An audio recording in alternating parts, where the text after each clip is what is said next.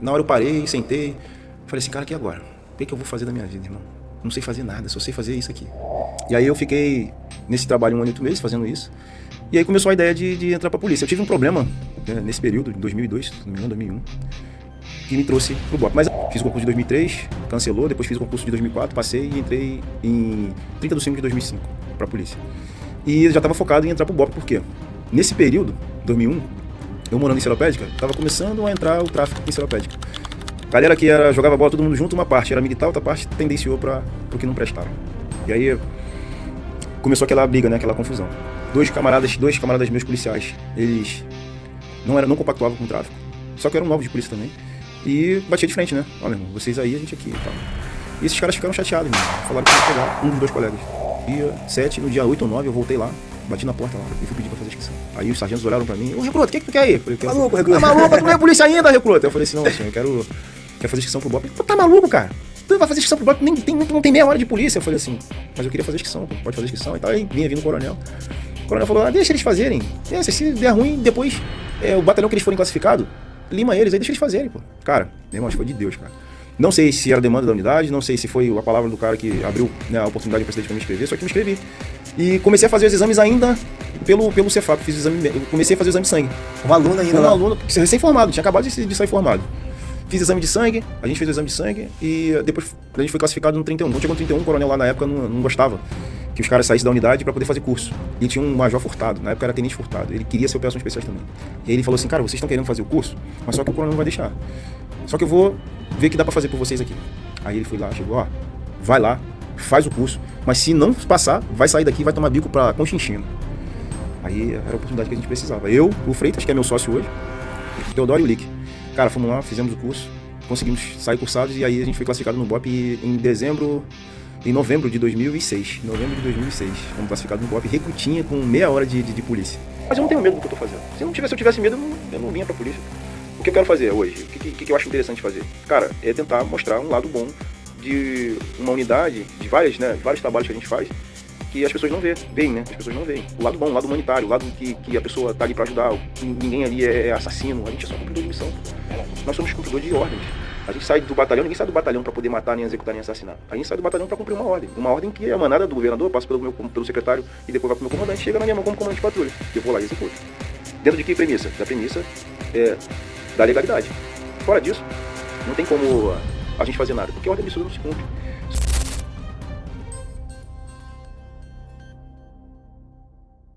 Passei na prova e foquei em ser operações especiais, que aí eu já estava trabalhando nessa Clipping Service, então já estava na sequência, né? Foi um dos fatores também que me fizeram seguir para a carreira militar, especificamente o Batalhão de Operações Especiais. E aí fui lá, cumpri minha etapinha de Cefap, né? 8 meses, se não me engano. Um curso totalmente diferente.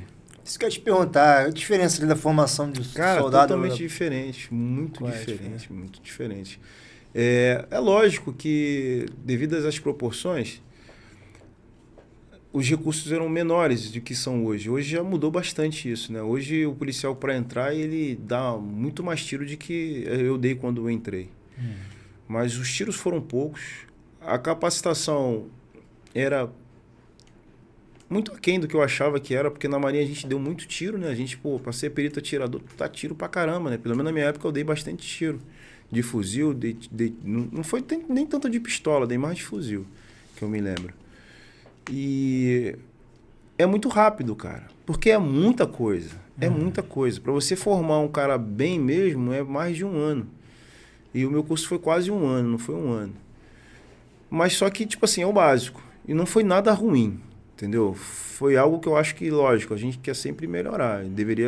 Poderia melhorar, mas é muito mais severo o curso de fuzileiro naval do que o curso da Polícia Militar. Até porque eu acho que a finalidade é outra. Também tem uma questão da idade, né, cara? Tem idade. Você pega... Tem você idade. é garoto novo, 18 anos, 19. Isso aí, tem idade, tem a finalidade, tem os recursos, tem o tempo de curso, tem muita coisa, cara. Mas são diferentes, são cursos diferentes que para mim me ajudou muito, porque lá é questão jurídica, fala muito sobre legalidade, leis, né?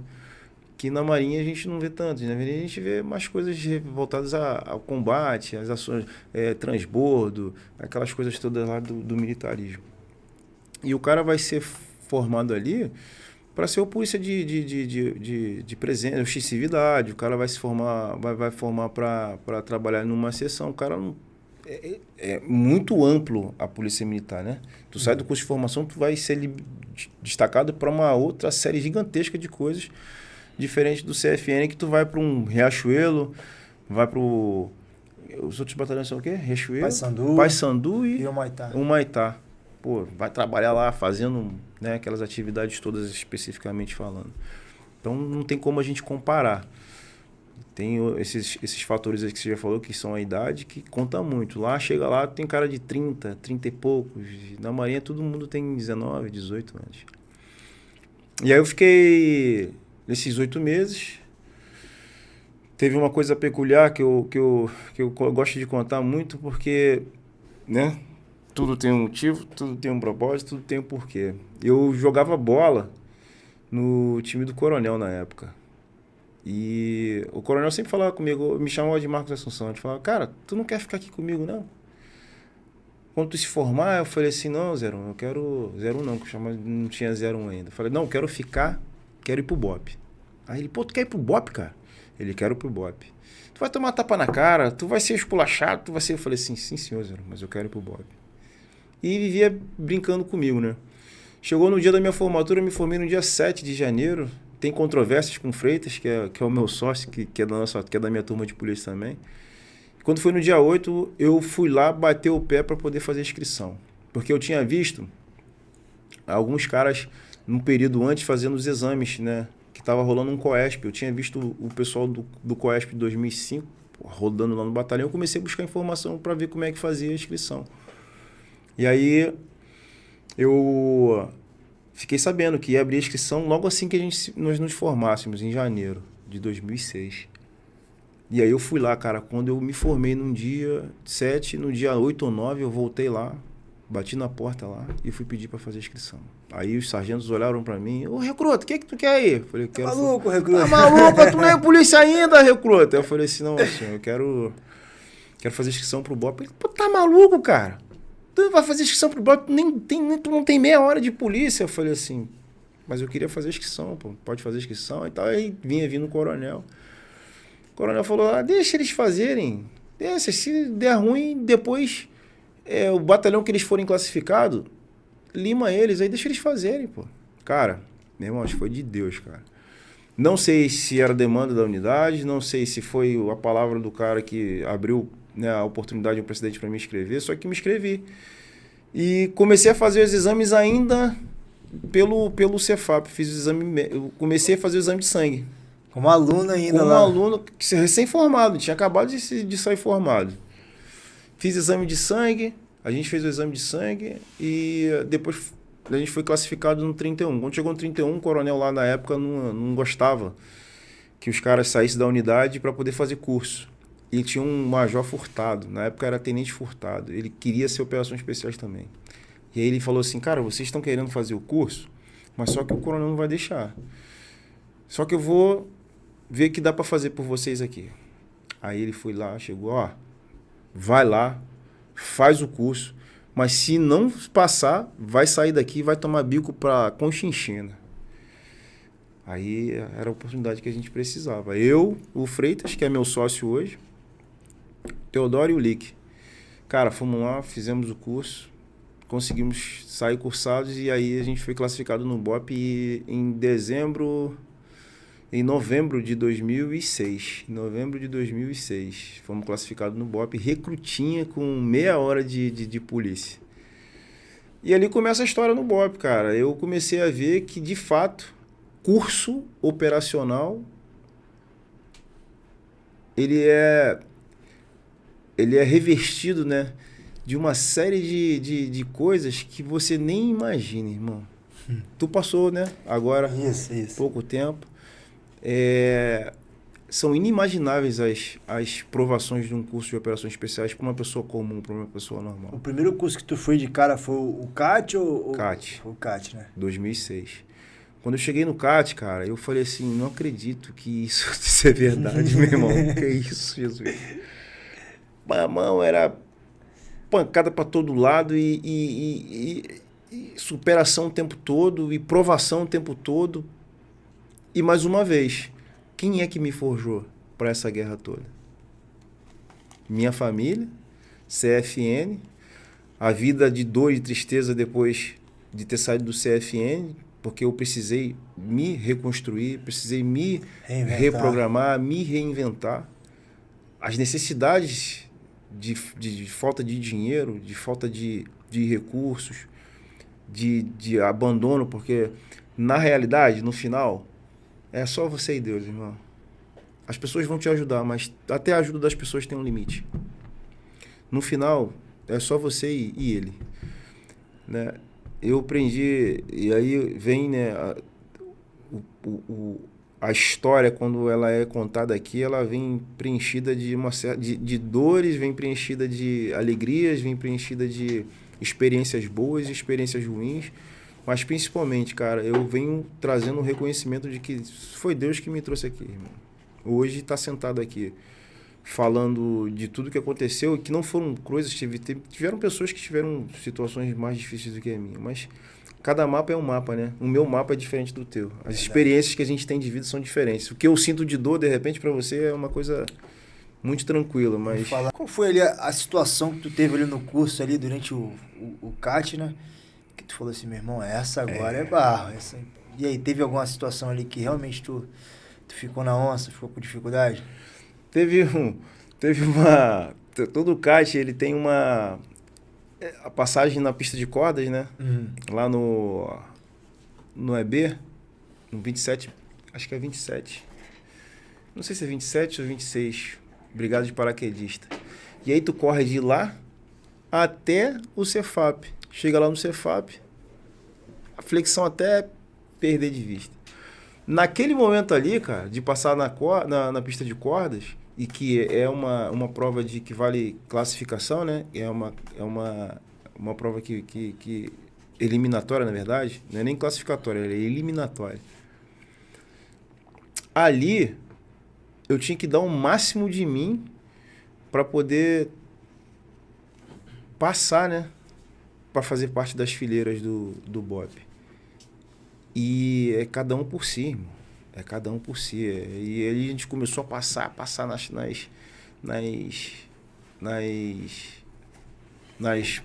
pistas, e no final começa a correr. Tem um cara que é do meu turno 52, é o Santana. Ele veio no mesmo CAT que eu. Esse cara, ele era na retaguarda junto comigo, e ele tava muito ruim. E quanto mais ele demorava para chegar perto do grosso da tropa, né, do miolo lá da tropa, mais a retaguarda apanhava. Aquilo já estava me deixando desesperado, porque eu já não aguentava mais. Eu falava assim, meu irmão, eu tô fazendo a minha parte, mas... E aí, o que eu comecei a fazer? Eu comecei a bater nele, cara. Comecei a dar nele, para ele poder correr, porque eu tava apanhando lá atrás. Eu sou um rabo de tropa, né? 30. E acabava em 31. Eu era o penúltimo, o último era o 31. Eu era o 30 e o 31. Eu era o rabo da tropa, eu ficava lá no final. Então, o que se faz? Né? Acelera a retaguarda para a retaguarda chegar lá no grosso da tropa, na testa. Só que já estava me acelerando e eu já estava perdendo as forças, cara. O que eu tinha que fazer? Acelerei os da frente. E esse cara, meu irmão, ele falava assim pra mim, meu irmão, não aguento mais, pode me bater. Eu falei, cara, pede pra sair. O cara falou assim, eu não vou pedir pra sair. Meu irmão, e o cara batia em mim, eu dava nele, eu falava, meu irmão, pede pra sair que eu não... Ele falou assim, cara, não vou pedir pra sair. Meu irmão, o moleque não pediu pra sair. Ele foi todo mulambado, ele chegou lá no Cefap acabado. Mas tamanha a capacidade daquele cara de gerenciar a dor dele, a pressão, e não pediu para sair. Ele foi desligado, porque ele não conseguiu ter êxito no treinamento, né, nas provas lá, não pediu para sair. Passados 4 anos depois, ele se formou comigo no curso de operações especiais. Ele não pediu para sair do CAT, saiu, ele não era do batalhão, nenhum de nós era do batalhão. Ele foi, saiu, eu continuei, saí formado, cursado em ações táticas. Ele voltou 4 anos depois e ele era o 2152 e eu era o 53. Ele 52 e eu 53. Foi teu canga ali. Foi meu canga de novo. Esse meu irmão vai apanhar de novo. Dessa vez tu corre. Pô, meu irmão.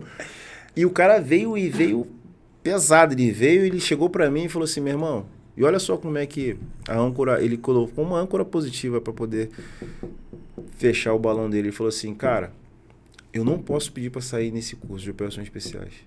Eu devo ao meu filho esse brevet. Ele falou que tinha que entregar o brevet dele pro filho dele. Eu tenho até uma história parecida, depois eu conto se der tempo, no curso de sniper, mas foi o que motivou ele, né, a sair caveira, porque catiano ele não conseguiu sair. Então ele saiu no cat, não bancou, mas conseguiu sair caveira. Teve caras que conseguiram sair catiano, mas não saíram caveira. E ele conseguiu sair caveira. Cada curso é um curso. Cada curso é um curso. São cursos extremamente diferentes. E todos os dois têm seu valor. Para a unidade tem um valor gigantesco. Todos eles são os cursos de... Hoje o CAT virou curso de entrada, né? Antigamente não. Antigamente você podia fazer tanto COESP quanto CAT. Hoje para curso de entrada você precisa fazer só vai conseguir entrar se fizer o CAT. Mas foi legal. Essa história foi marcante para mim. Essa história foi muito marcante. E a história uma história que o 26 sempre conta, né? A gente tava junto, né? Você vai criando um vínculo muito grande e a gente tava preocupado com as notas no final. Porque quem tivesse nota abaixo de uma régua lá não ia ser cursado, não ia sair cursado. Então, na corrida eu tava muito bem. Eu era atleta de marinha. E o 26 conta essa história pelo prisma dele, né? Que ele foi primeiro do que eu. Só que a gente tava tão unido, né? O turno, depois de um tempo, ele fica tão unido que você não se importa mais com tua colocação dentro do curso. Lógico, tem, naturalmente, quem é 01 tem aquele brilho e tudo mais. Mas a gente estava correndo, eu estava lá naquela correria toda, já estava para chegar primeiro, aí o 26 mais um outro falou assim, cara, 30, vamos chegar todo mundo junto. Vamos chegar todo mundo junto. E aí os primeiros ali começaram a se juntar ali para poder dar aquele tempo para chegar todo mundo parecido, porque o tempo equiparado gerava uma média que dava para bancar todo mundo. Então, é legal se ver quando existe unidade, né? Quando o grupo está unido, quando o grupo pensa unisonamente, né? É uníssono no pensamento. Então, aquilo ali para mim foi um exemplo legal de unidade, foi um exemplo legal de companheirismo. Nós nos juntamos ali e seguramos um pouquinho, porque já estava no final do curso e se tivesse discrepância, tinha um camarada que estava muito mal na corrida, e se tivesse discrepância, diferença muito grande de tempo, esse cara talvez fosse desligado. Mas aí nos formamos, foram 20 alunos, se não me engano. 20 alunos que se formaram nesse CAT. E foi isso, cara. Foi muito bom, um curso muito legal, muito maneiro. E aí iniciou lá no BOP? E aí iniciou no BOP, saí do curso, fui parar na equipe Charlie. Passei pela equipe Alpha no início da carreira, mas fiquei na equipe Charlie durante 10 anos e aí começa, cara. O curso mais uma vez, é um rito de passagem, onde você precisa entender como é que funciona o mecanismo da unidade, né? Ali você primeiro vai para a guarda.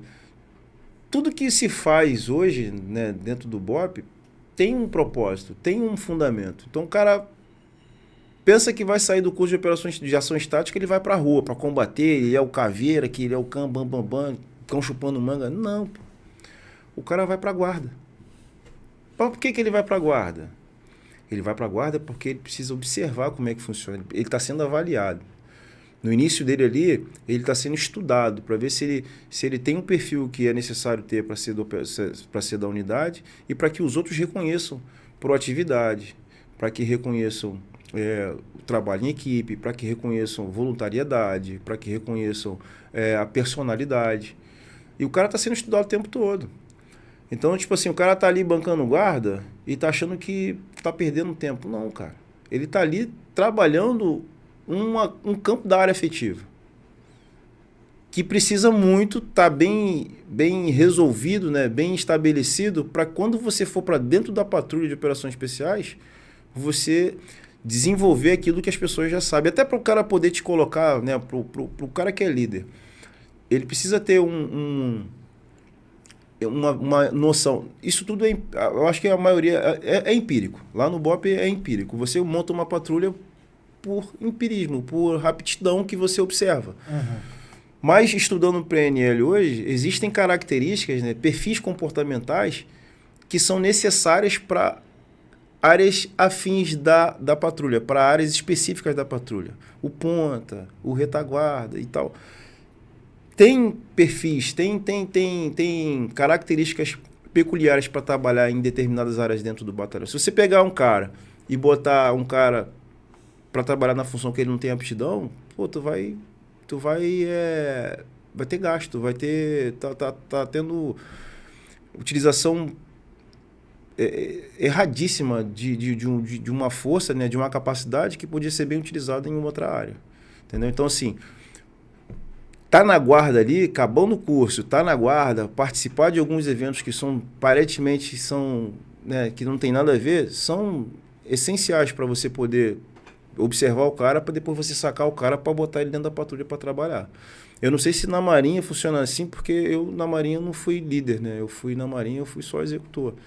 Fui soldado ali, não sabia como funcionava, mas hoje, né, sendo comandante de patrulha, trabalhando, sendo graduado, eu consigo ver com mais clareza. Empiricamente, mas quando você estuda um pouquinho mais, você corrobora com aquilo que você já sabe, porque um cara para ser líder dentro do BOP hoje, para ser comandante de patrulha, o cara demora em torno de 12 anos. Pô. Então são 12 anos vendo a mesma coisa, são 12 anos vendo as mesmas batalhas, são 12 anos vendo as mesmas mazelas, vendo os erros, vendo os acertos, vendo os perfis, vendo as qualidades. São 12 anos fazendo a mesma coisa para quando chegar na condição de comandante de patrulha, você pegar e montar a tua patrulha com aquilo que você acredita que precisa e que vai dar certo no terreno. Porque o terreno, meu irmão, não tem nada igual a você trabalhar dentro de um cenário de guerra, porque na realidade nós estamos numa guerra civil. Muitos não querem ver. Tem um cara que é o Visacro, né? Coronel Visacro. Ele fala sobre isso, ele fala sobre narrativas, né, que são criadas dentro de favela. Ele fala sobre uma guerra não convencional que já existe e fala da dificuldade de as pessoas aceitarem isso, né? Para que tenha guerra, tem que ter alguns atributos, tem que ter como é que eu posso dizer? Algumas características que aparentemente não existem no cenário carioca, mas que se você for olhar com os olhos bem dentro do problema, você vai ver que a gente já está em guerra. Depois da Segunda Guerra Mundial, né? As convenções, né? A ONU e outras organizações decidiram por quase que abolir esse termo, né? De guerra, mas a gente vê a realidade do que é, principalmente o carioca. Quem mora aqui no Rio de Janeiro sabe que os conflitos são muitos, né? São muitos. Então, não só dentro das favelas, mas também fora das favelas também, no asfalto. No asfalto, a gente vê muitos conflitos aí e que não é normal. Não é algo normal. Não tem normalidade nisso. Entendeu? Assim, eu não sou nenhum estudioso disso, né? Mas eu sou um cara que vivo isso. Eu não sou estudioso, mas vivo isso. Então, tem muito... que é cientista político, cientista de guerra, cientista de não sei o que lá, não sei o que lá. Cara, que nunca entraram num blindado, irmão. Que nunca entraram num blindado que quando um dia de calor dá quase 70 graus, que nunca desceram num beco, cara, debaixo de chuva de tiro, que nunca ouviram, meu irmão, o vagabundo gritando o tempo todo que vai te matar, que nunca viram, cara, um amigo baleado, sangrando, que nunca pediu prioridade porque não estava com efetivo menor. estava com superioridade numérica 10 vezes menor do que o que se marca, que nunca operou com 2 carregadores numa favela onde tem 50, 60 fuzis. Então, cara, é muito fácil falar sobre guerra, muito fácil falar sobre que não existe guerra quando você está de dentro do escritório. Mas quando está dentro da guerra de verdade, vendo todo mundo passando por necessidades e dificuldades, é que você começa a falar assim, cara, quando é que vão abrir os olhos e ver que precisa mudar essa perspectiva, né? Mudar. Porque, cara, a gente vai... a Marinha passou para mim, o BOP vai passar para mim, mas vão ter outras pessoas que vão estar fazendo isso aqui, de novo. E vai ficar cada vez pior, pô. Verdade. Vai ficar cada vez pior. Amanhã depois pode ser você que está lá, né? Não sei se tu tem idade para isso, se tem menos de 30 anos, mas de repente tu cismou e falou, caraca, eu quero ser polícia do BOP. Vai lá, vai ver um cenário totalmente diferente. Que o cenário que eu vi em 2006, quando eu entrei pro BOP, é totalmente diferente do cenário que eu vejo hoje. Totalmente diferente, cara. Não tem condições, não tem nem comparação, pô. Efetivo menor e a quantidade de oponentes maior. E a tecnologia evoluiu muito, Tecnologia gigantesca. Os caras se adaptaram, né? Porque eles não são burros. Eles se adaptaram, pô. Meu irmão, de tanto tomar porrada que vai se adaptando. E a gente é obrigado também a se adaptar. E a retaguarda cada vez mais diminuindo. Graças a Deus eu tenho um comandante que, pô, meu irmão, é um cara que é um excelente comandante. Eu agradeço ele porque ele faz com que a tropa desenvolva o trabalho, porque a tropa sabe que tem uma retaguarda muito boa. Então, sem retaguarda, nada pode ser feito. Verdade. Sem retaguarda, nada pode ser feito. Então, hoje, nesse cenário que a gente tem, a gente precisa de uma retaguarda boa, a gente precisa de equipamento bom, a gente precisa de qualidade de efetivo, né? A gente precisa de treinamento. Graças a Deus, eu estou numa unidade que tem tudo isso. Mas o cenário, o sistema por completo, como é que vai ser? Porque, cara, água mole e pedra dura tanto bate até que fura. Então, é uma visão que tem que ser... Eu sou sou um grãozinho de areia entre o mar e o rochedo. Mas eu sou um cara que tô lá na ponta da linha o tempo todo, né? E vejo que precisa de muita coisa para poder a gente dar continuidade. Pra gente não morrer, né? Porque a vida da gente não tem preço. Verdade. E o principal, né? Eu acho que o apoio da população, né? A gente percebe que em algumas células, né, cara, criou um estereótipo do o policial é isso, o policial é aquilo, é truculento, é isso. Então a gente percebe que tem ali uma estratégia, vamos dizer assim, por parte de um grupo que é difamar a polícia militar, difamar as Forças Armadas, né? Para fazer com que a população enxergue a gente com outros olhos, né? É isso. Então, acho que tem que ser feito também um trabalho assim de conscientização da população, não é isso? Então, o Bisacro, ele fala sobre as narrativas, né? As narrativas criadas pelas facções dentro das favelas, elas começam a crescer à medida que outras narrativas que combatam essa narrativa de facção não façam a sua parte. Dentro da favela, você vê o seguinte, todo mundo na favela é vagabundo? Não. Mas se o tráfico vem e começa a criar ali sistemas de apoio ao necessitado, sistemas de apoio da cesta básica, se o tráfico começa a falar que vai resolver problema, quando briga de casal, o cara vai lá, quem vira o sistema? São eles. Eles que viram o sistema. Então, a narrativa que eles começam a criar ali dentro, ela vai fazendo o quê? Ela vai se expandindo ali dentro. E vai se expandindo. À medida que eles vão tomando espaço, e estão tomando espaço, se expande mais, e se expande mais, e se expande mais. Vai chegar uma hora que não tem mais como você quebrar isso, pô. Por isso que o que a gente faz hoje, o que teu podcast faz hoje? Ele cria uma narrativa também. A sociedade já é bipolar, já é polarizada. Bem de um lado, mal do outro. Mas tem um meio do caminho, pô. Aqueles que não foram cooptados ainda. Então, o que tu faz com o teu trabalho? O que eu faço com o meu trabalho? O que a gente faz de uma forma geral? Alan, outros caras que também trabalham com isso. Eles constroem uma outra narrativa que vai de encontro à narrativa que já está estabelecida lá nas favelas. Tem cara de dentro de favela que gosta da gente, cara.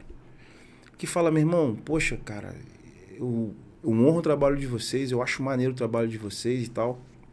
Só que ele tá ali homiziado, ele tá ali, ele não pode se falar nada. Mas ele não quer viver aquilo ali.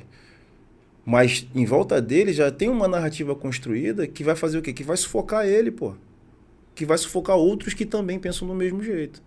Então, quando você expõe isso aqui que a gente está falando, de princípios e valores dentro da minha unidade, dentro do Corpo de Fuzileiros Navais, dentro da Polícia Civil, cara, você consegue cooptar ainda pessoas que estão no meio do caminho. Porque as pessoas veem a polícia como truculenta, né? Vê a polícia como eles falam que nós somos nazista, não. Eles falam que nós somos autoritários e tal, pá. Só que eles só veem a parte que cabe, a parte que eles querem ver. Agora, quando você mostra um outro lado, o lado do humanitário, o lado do humanismo, o lado da pessoa que está falando, você começa a ver, pô, não, o cara não é isso tudo, não. O cara só está cumprindo um dever. Uhum. Eu tenho que cumprir um dever, eu sou cumpridor de ordens, entendeu? Então, eu não sinto dor nenhuma em ter que cumprir uma ordem. Sendo ela uma ordem absurda, não se cumpre. Mas se for uma ordem clara que eu tenha que cumprir e ela, de repente, não está de acordo com o que eu acho que está certo, eu vou cumprir, pô. Porque de onde emana a ordem tem autoridade para isso. E eu, como sou um cara que sou cumpridor de ordem, e se ela não for absurda, eu vou cumprir, pô. Mesmo que eu não ache certo. Porque a gente tem que fazer isso, pô. É a nossa função. Mas por trás do cara que cumpre uma ordem tem um ser humano, pô. Verdade. Tem um cara que tem uma família, tem um cara que tem um filho, tem um cara que é servo de Deus, tem um cara que às vezes não é servo, mas é um cara que acredita em princípios e valores. Então essa parte, essa pessoa, o cara que está dentro da favela com a narrativa já estabelecida pelo tráfico, ele não quer ver, ele não pode nem ver, porque não dá tempo, não tem ninguém que exponha isso. Você está expondo isso. Quando eu venho para cá falar alguma coisa, eu tô me pondo em risco, né? Entre aspas. Mas eu não tenho medo do que eu tô fazendo. Se eu tivesse medo, eu não vinha para a polícia. Pô. O que eu quero fazer hoje? O que eu acho interessante fazer?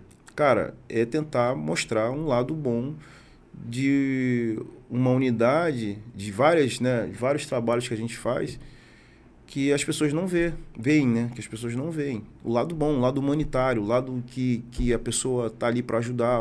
Ninguém ali é assassino. A gente é só cumpridor de missão, pô. Verdade. Nós somos cumpridor de ordens. A gente sai do batalhão, ninguém sai do batalhão para poder matar, nem executar, nem assassinar. A gente sai do batalhão para cumprir uma ordem que é emanada do governador, passa pelo secretário e depois vai para o meu comandante, chega na minha mão como comandante de patrulha. Eu vou lá e executo. Dentro de que premissa? Da premissa da legalidade. Fora disso, não tem como a gente fazer nada, porque a ordem absurda não se cumpre. Só que as narrativas, como você falou, as narrativas que estão sendo construídas nas favelas, elas estão crescendo, e crescendo, e crescendo, e crescendo. Vai chegar uma hora que vai haver uma inversão de valores, que já está havendo uma inversão de valores. E quem é que vai pagar com isso? Somos nós. A gente que vai pagar, pô. Somos nós. Até porque, que fique claro, que a pessoa fala mal do policial militar, do militar em si, das Forças Armadas, fala que ele entra na favela para isso, mas boa parte dos nossos irmãos de fato são favelados também, pô. Poxa. A grande maioria, se for botar na ponta do lápis. Então, você não vai ver um cara que vai ter a vontade de voltar pro bairro da onde ele foi e fazer uma zona. Ele quer ir lá para salvar, para melhorar aquele local, entendeu? Então, nós também somos favelados, a nossa grande maioria da nossa força provém das comunidades. Acho que o Rio de Janeiro em si, né? Ele tem muito disso, tem muita comunidade. De comunidade e tudo mais, mesmo que a gente não seja diretamente, mas já passou, já se esbarrou, tem um parente, enfim. O que toca no nosso coração é a vontade de ajudar, a vontade de poder acolher, a vontade de melhorar, né? Porque se fosse assim, se não tivesse a criminalidade naqueles locais, né? Aquilo ali seria uma maravilha. Tu imagina você no alto de um morro, de frente pra praia, um visual maneiro. Pô, imagina um ponto turístico que aquilo ali ia ser. Entendeu? Que algumas favelas hoje em dia até são, né? São. Porque já estão pacificadas e tal. Bem poucas, né? Bem poucas, mas tem, né? Cara, A gente tá vendo o cenário político hoje, o cenário social hoje do Rio de Janeiro, e aí começou a ver São Paulo também. A criminalidade está aumentando. Eu não sei qual é o autor, mas eu já escrevi sobre isso e fala assim: para que o mal prevaleça, basta que os homens de bem não façam nada. Quem tem família, quem tem filho, né? E daqui a pouco vai sair dessa existência, vai deixar os filhos aí, precisa deixar um legado. Qual é o legado que tu quer deixar, irmão?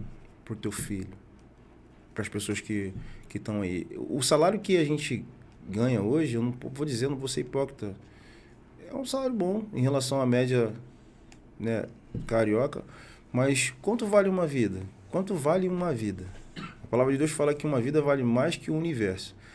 Então, se vale mais que uma vida, vale mais que o universo, o salário que eu ganho, se eu perder minha vida, não paga a minha vida. Mas eu faço porque eu gosto do que eu faço. Eu vejo valor no que eu faço. Servir e proteger, que está o lema lá da polícia, não está ali de agarra, meu irmão. Não está de agarra. Só que, com o tempo, as pessoas começam a ver a dificuldade, elas começam a fazer o quê? Elas começam a se retrair, cara. O fato de você não compactuar... Quem não me atrapalha, me ajuda, né? Uhum. Quem não me atrapalha, me ajuda. Quem é isento, não me atrapalha. Mas quando você começa a cooptar e compactuar com o mal, você está me atrapalhando, pô. Então, as pessoas têm que começar a se posicionar agora, meu irmão. Eu sei que é difícil, porque fica todo mundo com medo e tal. Mas eu escrevi sobre isso hoje. A gente precisa se posicionar entre certo e errado, entre bem e mal. A gente precisa entender o que está acontecendo por trás das entrelinhas. Como é que a gente está sendo conduzido, né? Porque o não tem nada a ver, cara. No final de uma jornada, de um período, vai gerar, sabe o quê? Vai gerar dor, pô. Verdade. Não tem nada a ver isso aqui que está acontecendo de errado aqui. Não tem nada a ver, pô. Mas só que esse não tem nada a ver, ele vai gerar dor no futuro. E quem vai pagar vai ser teu filho, pô. Tu tá vendo agora, o hoje. Hoje, se você não ensinar ao teu filho os princípios e valores, ele vai ser o cara que vai dizer que não tem nada a ver e ele vai pagar com isso. Verdade. Porque você não chamou a atenção dele hoje. Então, a gente tem que forjar homens fortes, né? Nós precisamos bater nessa tecla. Por isso que eu te falo do militarismo, porque se não for assim, tudo vai ser possível. O que era princípio e valor no passado vai ser banalizado. E o respeito mútuo, Cara, antigamente, eu lembro, ontem meu filho o meu filho foi conversar, falar comigo, e estava conversando eu e meu irmão. Meu filho chegou, cortou a conversa. Aí eu falei assim: tu viu a gente conversando aqui, cara? Aí ele: vi sim. Eu falei assim: por que tu não pediu licença para falar? Aí ele: pô, pai, desculpa. Foi lá, voltou, pediu licença. Coisa pequena, mas que se perdeu no meio do caminho. Hoje ninguém quer ajudar uma senhora, hoje ninguém quer ajudar um senhor. Hoje, cara, você vê os outros passando necessidade, sabe o que você faz? Pega o celular e começa a filmar. Nego morrendo e tu tá filmando, em vez de chegar lá e ajudar a pessoa. Tem um filme que fala sobre isso. Eu vi ontem. Foi um vídeo e foi um filme que eu vi. Meu pior vizinho do mundo. Um cara se jogando na linha do trem e o pessoal filmando, em vez de ajudar o cara. O cara foi se suicidar e as pessoas começaram a filmar. Por quê? Banalizaram a vida humana. Verdade. Então essas coisas... Não é um aprendizado dentro do militarismo, mas ele é muito potencializado dentro do militarismo. Ele é muito potencializado dentro da unidade que eu sirvo. Ele é muito potencializado dentro da unidade que tu serve. Né? E se não estiver sendo isso, tem alguma coisa errada na formação. Verdade. E falando na construção desses valores... Na performance, no desenvolvimento pessoal. Você ali durante sua carreira, você se desenvolveu através de diversos cursos que você fez na área operacional, na liderança, hoje é líder de equipe. E está desenvolvendo um trabalho em paralelo a isso, né? Que é a parte da PNL, a programação neurolinguística, a performance. Eu Vivo há 18 anos na guerra, no combate.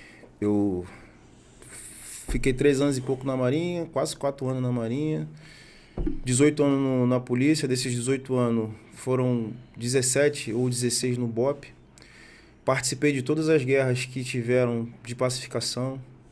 Saí do BOPE em 2016, fui para uma unidade, né, que é lá em Queimados. Fiz vários amigos. Eu tinha um pouquinho de preconceito por ser do BOPE desde muito cedo, né? Eu achava que o BOPE era o suprassumo da guerra e às vezes eu não valorizava os meus irmãos de farda, né? Os convencionais. E aí, por cargas d'água, o destino me levou até lá. E eu tive que trabalhar junto com os caras que eu achava que não eram bons, né? Que às vezes eu maculava o trabalho e preconceituosamente falava algumas coisas que não eram condizentes. Mas aí Deus me colocou lá para trabalhar com homens de honra, combatentes, que eu aprendi muito, muito. Aprendi que com pouco se faz muito. Superioridade relativa em relação à superioridade numérica, o que manda é a vontade, né? O que manda é o quanto o cara tá focado no resultado. É o trabalho em equipe. Eu vi ali na íntegra fazer muito com muito pouco. E fui pro 39 também, onde eu fiz outros grandes amigos e que também tiveram ali muita... foram essenciais na minha formação de liderança, porque também aconteceu a mesma coisa. E voltei pro BOPE para liderar. Voltei como sargento para liderar uma equipe de operações especiais, uma patrulha de operações especiais. Todo esse conhecimento que eu adquiri ao longo desse tempo me trouxeram uma experiência prática, né? Muito empírica, porque você vai aprendendo repetição e forte impacto emocional. Repetição, forte impacto emocional. Então você só vai repetir o que você aprendeu ao longo do tempo, mas não sabe por que está repetindo. Inconscientemente eu fui fazendo e foi dando certo, mas em alguns momentos a gente errava. E aí em 2019 eu fui convidado pelo Freitas, que é meu sócio, que serviu comigo no BOPE, passou comigo pelos cursos de ações táticas e ficou 8 anos lá na unidade. Esse cara decidiu sair para empreender com roupas e tudo mais. Teve os problemas pessoais dele, quebrou. Depois voltou, começou a fazer programação neurolinguística, fez cursos de coach, se formou em RH e me chamou em 2017 para fazer parte desse que ele está fazendo hoje. Eu brinquei com ele, falei a verdade, né? Falei assim, camarada, tu tá me chamando para ensinar operações especiais para um montão de pessoas paisano? Ele, não, 30, não é isso. Eu falei, pô, irmão, não é para mim não. A minha arrogância não deixava eu ver o que tinha por trás daquilo que eu estava vendo. E aí, em 2019, uma pessoa me convidou para poder ir lá fazer o curso dele, porque ele tinha escrito um livro, e o livro dele até conta algumas histórias de 2010, da tomada do Alemão. E essa pessoa que eu fui fazer o acompanhamento foi lá e tinha alguns gaps, né? Tinha algumas necessidades. E eu falei, pô, vai se arrebentar, né? Fiz um treinamento com essa pessoa antes, para poder alinhar, e chegamos lá no curso. Quando eu comecei a ver o que o cara estava fazendo, eu falei assim, caraca, ele sintetizou um curso de ações táticas e botou a parte que traz trabalho em equipe e gera confusão, né? Que gera estresse, e começou a trabalhar a mentalidade da pessoa com alguns conceitos que são parecidos com os conceitos que a gente já conhece nos cursos de operações especiais. Eu já era caveira na época. Eu comecei a achar legal, interessante. E aí ele me pediu para dar uma aula de liderança, para falar um pouco sobre liderança, sobre como você se comporta dentro do cenário de guerra, né? E eu comecei a falar da parte que me cabia, que era a parte prática do negócio. O líder se lança primeiro, o líder, né, a verdadeira liderança, ela inclui, você quer ser um verdadeiro líder, você tem que incluir, você tem que proteger, você tem que confiar, para depois você ter a entrega. Isso eu sempre fiz empiricamente, mas isso está escrito em programação neurolinguística, né? Está escrito em outros livros de liderança. Então ele foi falando, eu fui falando sobre isso, no final as pessoas vieram me agradecer e falaram assim, com prantos, né? Passaram por algumas oficinas que a gente cria, né? São oficinas de curso, transposição de curso d'água, são oficinas de orientação, que na época ele nem tinha, era bem mais simples, né? E aí as pessoas começaram a se descobrir.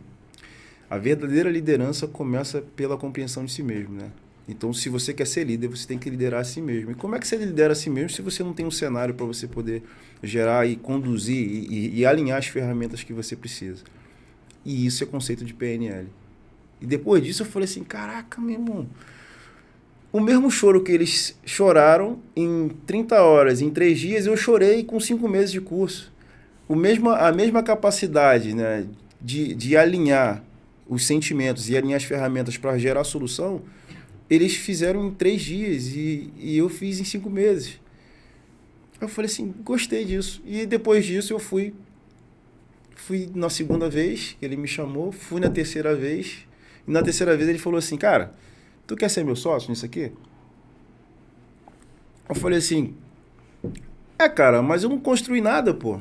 Aí ele falou assim, não tem problema, cara. Eu falei assim, beleza, mas como é que vai ser? Ele falou assim, não, cara, vê aí o que tu quer. E eu falo pra vocês, né, eu falo assim, falo com maior alegria. De tudo que eu posso ter de melhor hoje, a minha vida com Deus é o que me trouxe até aqui com uma cabeça boa. Porque são situações adversas que fazem o cara declinar e cair para bebedice, para qualquer tipo de problema. É um escape, né? Um escape. Então, o nível, a sua capacidade, a sua relação, o seu nível de espiritualidade, aí eu não vou falar só de uma religião, vou falar de como você, apesar de ser evangélico, eu poderia muito bem falar de evangelho, não, é sobre o nível de espiritualidade mesmo, de como você consegue se conectar com Deus. Te transforma. Isso a gente fala muito no curso. E eu falei para ele assim, cara, se tu deixar eu falar de Deus, eu entro no trabalho contigo. Aí ele falou assim, tu quer só falar de Deus? Não quer nada? Não, eu quero falar de Deus. E só isso. Eu já tenho minha vida legal e tal. E aí começamos a trabalhar junto. E a gente começou em 2020. E de lá para cá, eu comecei a fazer o quê? Eu sou um cara que eu sou muito... um dos maiores para mim, um dos maiores atributos do Operações Especiais é a flexibilidade, né? Lá no batalhão tem vários, são 11 atributos, e a maior de todos é a flexibilidade, porque você consegue permear qualquer ambiente que você quiser, consegue aprender qualquer coisa que você quiser, consegue se moldar a tudo aquilo que você precisa se moldar. Então eu fui flexível e falei assim, cara, vou precisar, não é só essa parte física aqui não, prática não, vou precisar me envolver em estudar.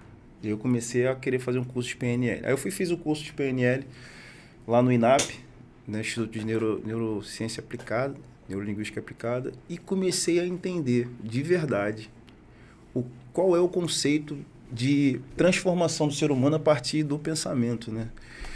As grandes batalhas que qualquer um de nós trava está aqui na memória. Está no pensamento. Porque é aqui no pensamento que você fala se vai, se não vai, se quer, se não quer, se pode, se não pode, se deixa ou se não deixa, se é capaz ou se não é capaz. Né? Eu falei no início que quando você pensa, fala, você externa isso. E em neurociência fala que primeiro você junta, né, a neuro, que é a sua capacidade cognitiva, com a linguística e com o teu corpo. Os pais da neurociência são Robert Dilts, Bandler e Green, esses caras começaram a estudar tudo isso lá atrás, criaram uma forma de você ver como é que você modela as coisas para você replicar modelos de sucesso. Começou com um modelo de metalinguagem, né? E isso avançou, não só para o aprendizado, mas avançou para a liderança, avançou para a saúde, avançou para relacionamentos. Então, tudo que você precisa fazer para melhorar o seu resultado, você consegue fazer com PNL. E de uma forma bem clara, né, bem mais fácil.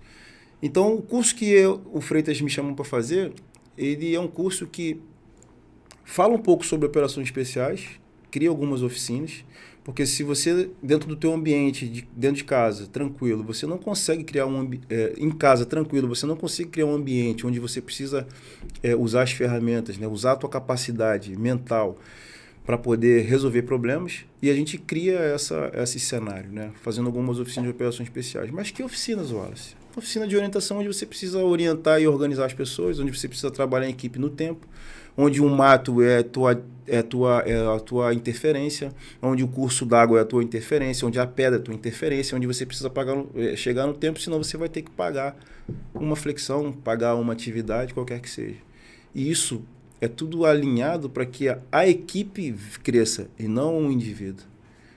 E quando a equipe cresce, você trabalha em equipe, mas o indivíduo está sendo trabalhado, né, Também. para entregar cada um. para entregar para o grupo.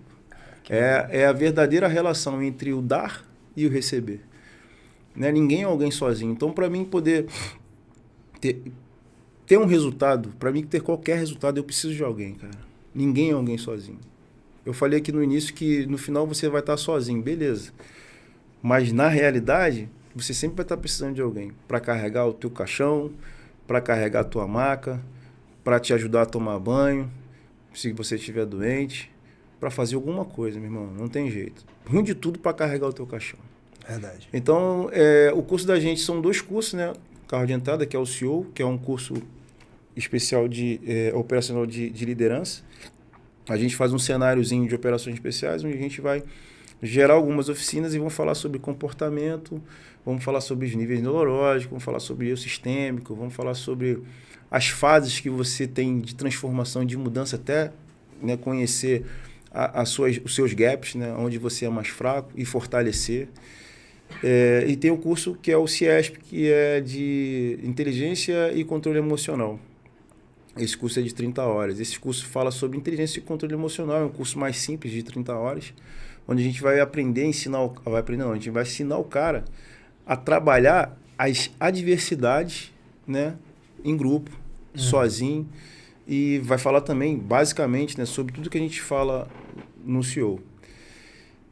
Cara, a gente tem tido resultados muito maneiros. Quem puder acompanhar a gente aí lá no Instituto 2630, né, lá no Instagram do Freitas também, que é... Vou deixar o link 26 aqui Freitas. E o meu é WCaveira53. Deixa eu te perguntar. Você consegue atender tanto uma empresa, um grupo de funcionários de uma empresa, quanto individualmente? Tipo assim, eu quero me matricular individualmente ou eu quero matricular a minha equipe. Sim, é possível? Sim, é possível. São 2 formas de a gente trabalhar. A gente trabalha no orgânico, né, com pessoas individuais, é um curso livre.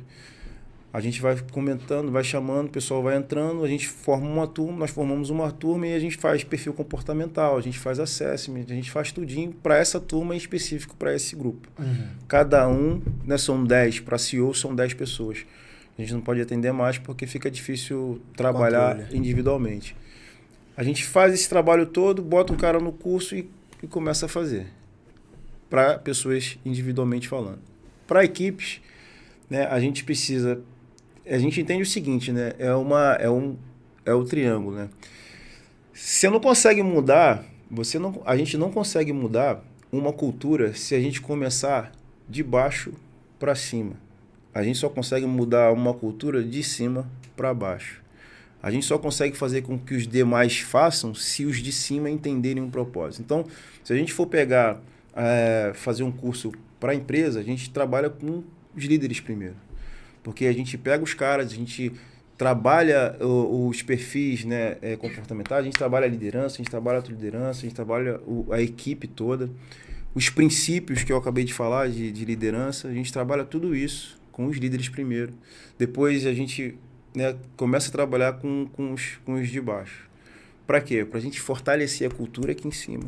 Para que esses caras consigam emanar a intenção do comandante, a intenção de que é um chefe. E por isso o chefe precisa estar alinhado com a gente em várias reuniões para mostrar o que ele precisa. E diferente dos cursos de operações especiais, os cursos de operações especiais eles querem mandar embora. Para a empresa, a gente não quer mandar embora. Para a empresa, a gente quer botar o cara dentro. Isso evita turnover, né? Turnover.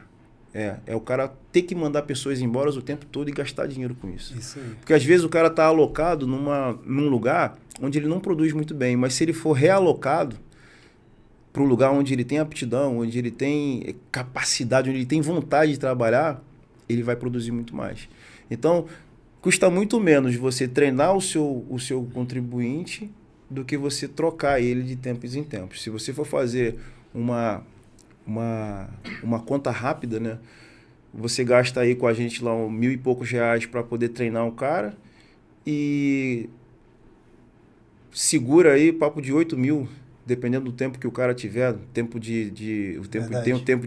tempo de o tempo de teste, né? E depois tem um ano aí. Se o cara ficou um ano, o cara tá gastando 6, 7 mil aí, né? Para os cofres da empresa. Então, treinar esse cara, entender o que esse cara faz, ver como é que esse cara trabalha e colocar ele no lugar certo, é a capacidade que o líder tem de colocar as pessoas certas nos lugares certos para ter o resultado que ele almeja.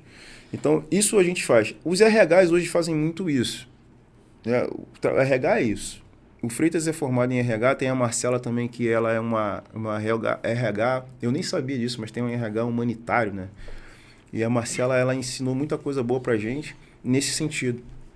A gente, em vez de mandar embora, a gente pegar e segurar esse cara, treinar esse cara para que ele produza melhor, que ele produza mais.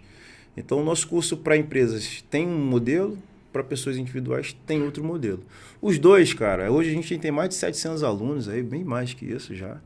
Os dois têm resultados para mais de 100%, né, de resultado positivo. A gente tem lá as nossas contribuições dos alunos que passam no nosso Instagram, eles falando sobre o curso.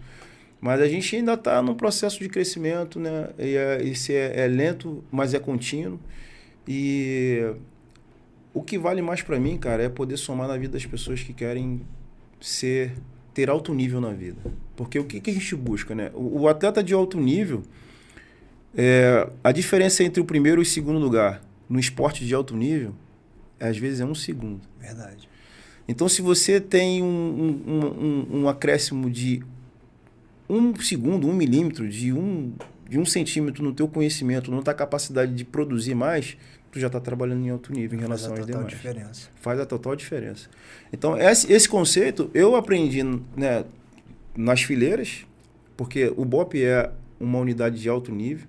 A gente lá, o nosso maior ativo é a vida. O maior ativo de um empresário é o quê? É a empresa dele, é o valor, é o custo que a empresa dele vai perder no final de um período.